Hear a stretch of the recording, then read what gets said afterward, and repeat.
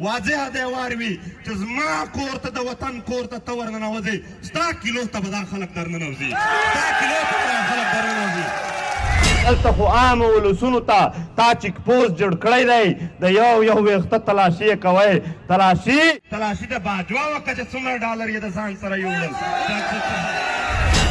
وطن ټول مورچه او پاټک جوړ شوی دی چې کله هم سخته ورځ راځي اول صف به خالي پرېږده یا به موږ ته پرېږده یا خو بس نه کوو.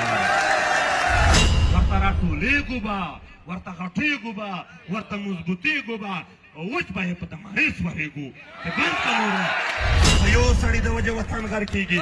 پرېږده دا جاسوسې پرېږده دا 15 کیلو دال پرېږده دا خبرې پښتونه ومر ورته د پښتنو ټولو کامونو د خپل مټونو ته مخه کوئ. په خپل مټ د خپل وطن وګټه په خپل زور د خپل وطن وګټه. زمونږ په انسانیت کې کوم فرق دی چې دا دنیا پې غلې ده او په بخښنه سره د نورو مسلمانانو سره چې ظلم کېږي زه په حق یم چې د هغې په حمایت کې راوځو. زمونږ په مسلماني کې څه فرق دی یار؟ کومه کمی ده زموږ په مسلماني کې چې زموږ سره څوک نه ودرېږي؟